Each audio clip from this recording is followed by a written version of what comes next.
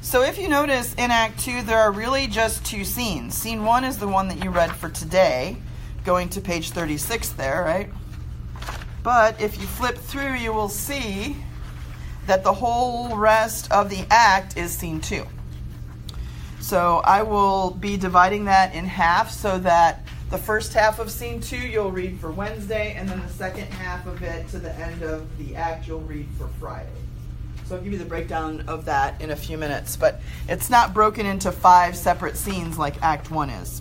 All right, so if we look at the study guide for Act 2, the first item on Act 2, Scene 1 says, Polonius enlists the help of Reynaldo in order to, how could we fill that in? Spy? Just spy? Who's he spying on? Laertes, right? Let's practice writing out the names of the characters and pronouncing them, especially the tough ones. The tough ones are always Laertes, because it looks like too many vowels in his name, right? And Claudius. People have trouble with the U in Claudius. He's spying on Laertes, and Laertes is in France, right?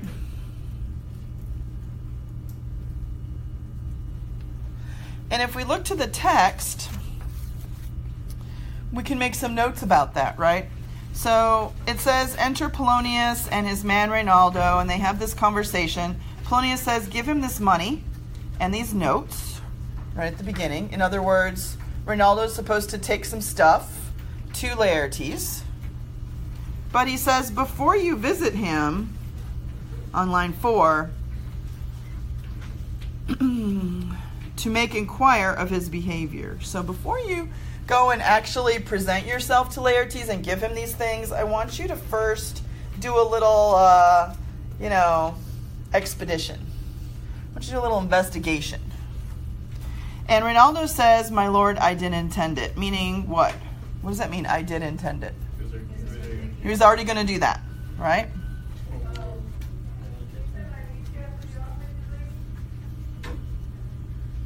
It's already in his plans to do a little bit of investigation about Laertes. Well, why? It doesn't say why. But if the servant knows that he was already going to inquire about the behavior of Laertes, then something's up. So we have to keep our eye out for that. Polonius says, okay, well, very good. I want you to inquire what danskers there are in Paris. Dansk, meaning, they're in Paris. Go and find out where all the Danish people hang out. Like all the people that Laertes would know. People tend to group together, from their homeland, so they're comfortable. Find out where those people are, and then I want you to go and talk to them and put some forgeries on him. Meaning Laertes, right?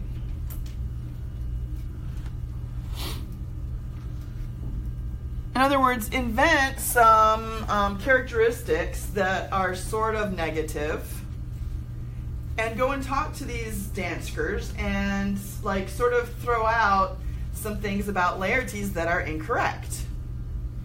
And then you'll be able to judge from the way they act in response about whether he's doing those things or not. So Reynaldo's supposed to go into, like a gathering place. Right? And he's supposed to say, hey, do you guys know Laertes, the big drunk? And then their reaction to that will tell Reynaldo whether or not Laertes is drinking too much. Because if they go, we know Laertes, but he's not a drunk, then you already know that he's not doing that. Or if they say, oh yeah, Laertes, he was in here last night, fell asleep under the table, then you know that he is pursuing that line of enjoyment, right? So Polonius says, go and put these forgeries on him. None so rank. Rank is an important word there. Rank means smelly. We pointed that out in the first soliloquy in Act 1. None so rank as may dishonor him. I don't want you to go and say, hey, you guys know where Laertes is, that murderer? Not that extreme. But, the things that young free people get into, he says on the next page. Right? Put those wild things on him and usual problems that people his age and with his freedom get into. Right. He's in that wild stage of his life. He's not married or anything, so put those things out there. And so Ronaldo says, as gaming, he doesn't mean gaming like, like our sense of gaming. He means like gambling, right? Yeah. And Polonius says, sure, drinking, fencing, swearing, quarreling, drabbing. And if you look at your footnote, that's sort of like whoring, right? You may go so far, and Ronaldo's like, whoa, I don't think I would go that far, right? That's not becoming of him. And Polonius is like, it depends on how you say it. Just say, well, he really likes the ladies or something like that. And, you can play back and forth. But in that way, I want you to figure out whether he's engaging in these behaviors. Notice on line 29 that Polonius says, faith, no, as you may season it in the charge, meaning, you'll say it the right way so that it doesn't make offense of him. You must not put another scandal on him. Well, another scandal suggests that there was a scandal before, right? That, combined with Ronaldo saying, I was already going to check up and see what people said about him, suggests to us that Laertes has been in trouble before. So maybe Polonius is still out of line. I mean, his son's a grown man and all that stuff, but Polonius also watches his image. We can tell because lots of times when he's talking with Ophelia, he says, I don't want you to make me look bad. So maybe it's partially that too. I mean, maybe if your son or daughter never was in any trouble, it would seem invasive to go spying on them. But what if your son or daughter had lots of slip-ups and problems and caused a lot of grief or money for you? You might want to check up on them just to make sure that they're doing the right thing, right? So that they're not going to cost you again in the future. So it doesn't ever say what his scandal was, but we do have some suggestion that there was something going on. And so maybe Polonius is stepping over the line, or maybe he's just protecting Laertes and himself. I don't know. So then he says, go and talk all these things and say, get all this information. He goes on to the bottom down there. You can say all these different things and gives him some suggestions. Polonius forgets what he's saying at one point, and he has to ask Ronaldo, what was I saying? Because Polonius is a little long-winded. That's one of the things that you could have put in one of your responses. He explains things in too much detail, and he goes on and on about things, like high school teachers. But he does have a couple of important lines here, like line 62. He says, your bait of falsehood takes this carp of truth. That's a fishing metaphor, right? Because the bait... A carp is a kind of fish. It's a bottom-feeding garbage fish, basically. It's a freshwater fish, I believe. So the bait of falsehood is that statement that Ronaldo is supposed to give to the friends and people who might know Laertes, and the carp of truth will be their response to it. And so we'll end up with the truth by indirections. He says this is a famous line and important to the theme of the play, or one of the themes of the play, and that is by indirections find directions out. Ronaldo could just walk up to Laertes and say, hey, you messing around again? Getting in trouble? But instead he goes the roundabout way, the sneaky way, as Eva was saying, right? And by indirection find out the direction of Laertes' life and his actions. Yeah. Questions on that part? That's why you have to read slowly and carefully, right? Y'all were about to jump down Polonius' throat, right? For going after his son, but maybe, I don't know. Maybe when you're a parent. Your parents ever do anything to check up on you? Sometimes. GPS. You have those things in the car, right? My dad used to chalk my tires before GPS existed. Yeah. Chalk my tires. He would put, in a place where he could see it, like on the back of the tire, he would put chalk, like on all four of them, pointing down. And I would say, well, I'm not going anywhere. But then like you can never back your car right up to the exact spot where where'd you go? He would say, I didn't go anywhere. You're lying, because before I left, I put the chalk on the tire like that so that I could see. He would catch us with the TV too, but that doesn't play over into the modern time, because TV's the old box kind that I had growing up. These are the things that make me feel super old when I say stuff like that. Used to get hot. So, like, if you wait to turn off the TV, like, we're only allowed to watch 2 hours of TV a week when I was a kid. Yeah, and we had to tell them ahead of time what shows it was going to be. Yeah, and then my dad took away the TV altogether when I was 13. We didn't have it for 4 years. I know. What did you do? That's how you learn vocabulary, boys and girls. We would, or like whenever they would leave, we would like sneak and watch TV shows, because this is what kids do. And we would sneak and watch TV shows, but now you can just turn off the TV and they don't, just throw the remote somewhere. Hello? You send Daniel to the office, he's leaving? All right. Thanks. But you can't do that with those old TVs. I'm assuming, do either one of you know that you're leaving? No?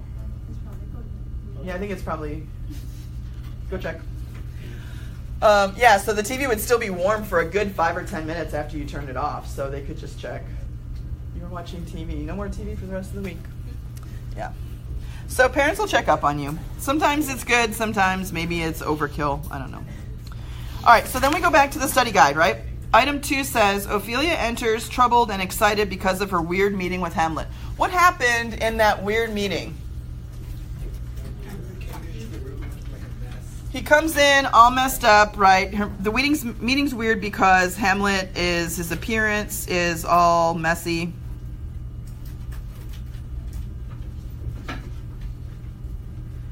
He talks about how his doublet's all unlaced. His socks are down around his ankles. He's not wearing a hat or anything, which is apparently a thing. But his behavior is also troubling. He doesn't speak. What else? Yeah, of course. It'll be on the weblog. Okay. Mm-hmm. What else does he do? He grabs her. Mm-hmm.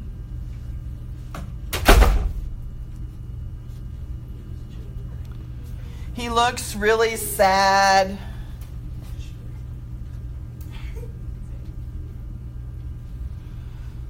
So he goes to her in her room and acts really, really strange. Let's go to the text and make some notes on that. Immediately after Ronaldo leaves, Ophelia comes rushing in and she's like, oh, I'm so scared. Affrighted, right? And Polonius is like, what? And she says, I was sewing in my closet, which is not really a closet, right? Hopefully you're reading your footnotes, because that would seem weird if you're trying to envision it, right? She's in her room and she's sewing, and here comes Hamlet with his doublet all embraced. That's like his vest, right, is all unlaced. His stockings are fouled. That means dirty, his socks. Ungartered and down-jeeved. What's a garter?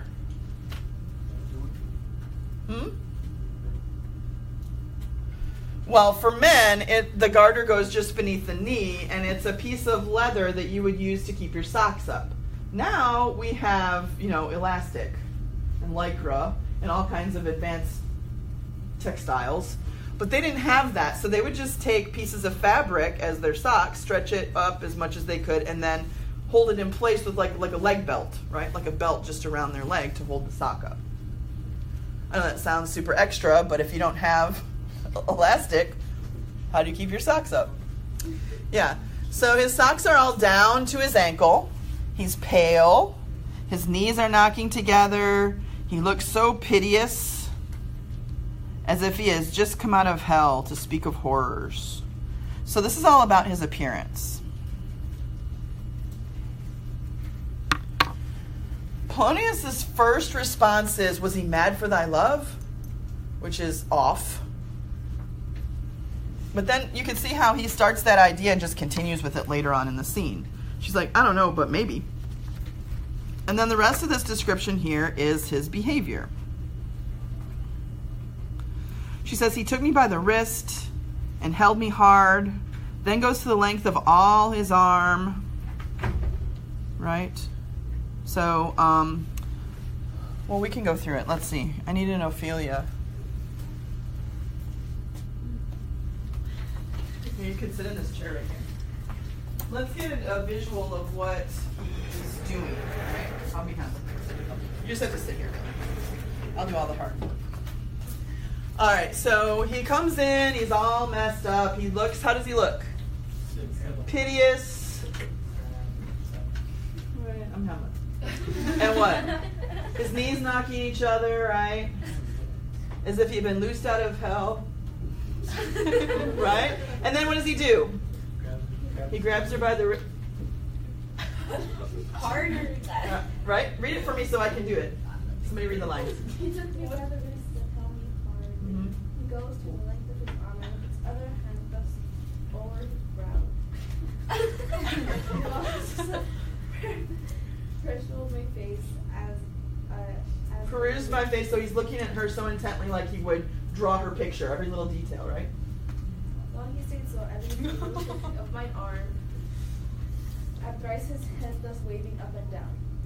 He raised the sight so piteous and profound, as did his feet all his gold and his being. That done, he let me go, and with his head over his shoulder, turned, he seemed to find his way down the outdoors, he floated up it. He goes outdoors while looking still at her and not looking where he's going, right? Okay, thank you very much. Appreciate it. So how weird is that? Is that weirder than you thought? Yes. Yeah, you have to make the movie in your head, right? So that's weird. His super strange behavior, right? He looks out the door. He doesn't look out the door. He looks at her while he's walking out and just walks right out the door until he can't see her anymore. So immediately, Polonius says, I will go seek the king. Hamlet knows this. Hamlet, remember, is putting on his antic disposition. He told Horatio and Marcellus, hey, you know what? You're going to see me acting weird. Don't be surprised.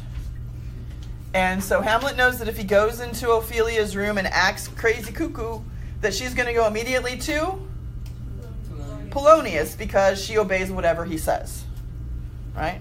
He said break up with Hamlet. She broke up with Hamlet. Right? So he says immediately, I will go seek the king. 'Tis the very ecstasy of love. So he's jumped on this conclusion, right? And it's wrong. Hamlet isn't really crazy for Ophelia's love. Matter of fact, in his second soliloquy, he said, I'm going to take everything out of the book of my brain except revenge. And that's the only thing I'm going to write in my book. Well, guess what? That means Ophelia's gone too. He's not thinking about her. So Polonius is wrong in his assumption there. And we know that as an audience member because we know that Hamlet is putting on this crazy act, this antic disposition. Polonius wants to know even more details. He says on line 106, what, have you given him any hard words of late? Did you say something rude to him or something? Why would he act like that? And she said, no, I told him I refused his letters and wouldn't see him and all this stuff just like you told me to. And Polonius says, well, that's what made him mad.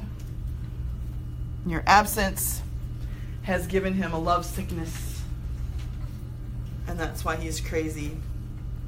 I thought that he didn't care about you, but maybe he cared about you more than I initially thought, and so maybe that's why he's acting this way. Come, we go to the king. So he's going to take her right that moment to the king to explain how their broken love affair has affected Hamlet.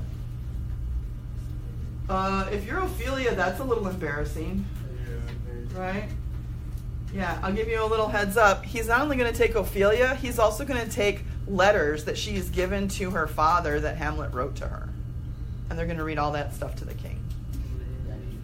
Yeah. Right? So that's pretty embarrassing. This must be known, he says, which being kept close might move, more grief to hide than hate to utter love. In other words, if we don't act on this, it could get worse. Yeah. All right, so how am I going to fill in the last 2 items on my study guide? Based on the description of Ophelia's conversation with Hamlet, Polonius comes to a conclusion about Hamlet, which is he's lovesick / insane for loss of love. Is that a thing? Do people go crazy because somebody breaks up with them? Maybe, I don't know. Are you talking about murdering people? Like that show Snapped? Right? There's a show called Snapped where it's almost always ladies. Do you ever know this? I don't know. They go crazy over situations like that. And then number 4, Polonius feels he must tell Claudius about Hamlet's odd behavior.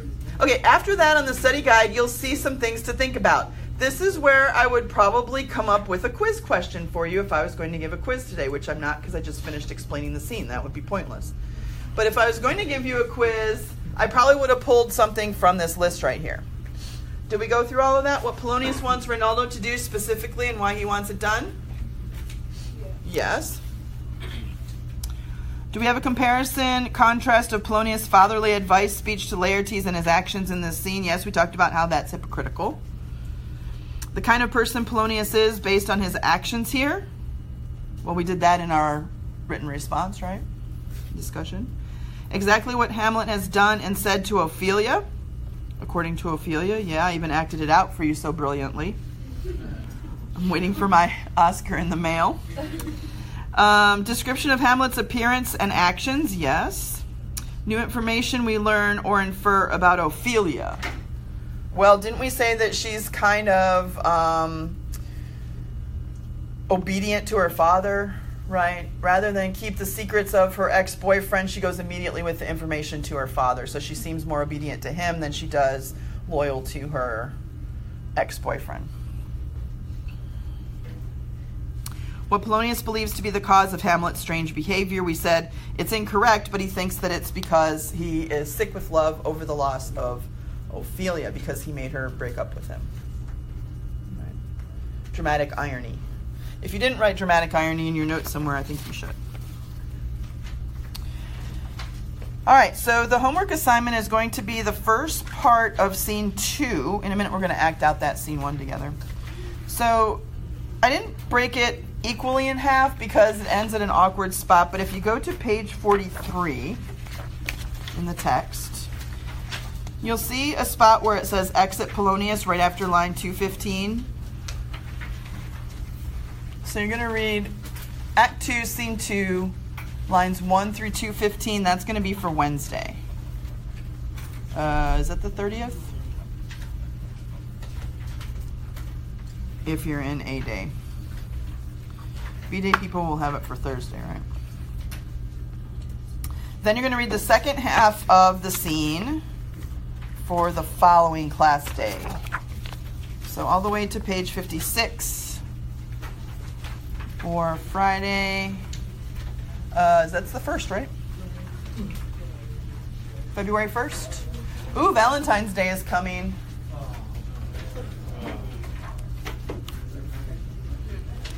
The youth is so hopeful. You got to line up your Valentines. It's time.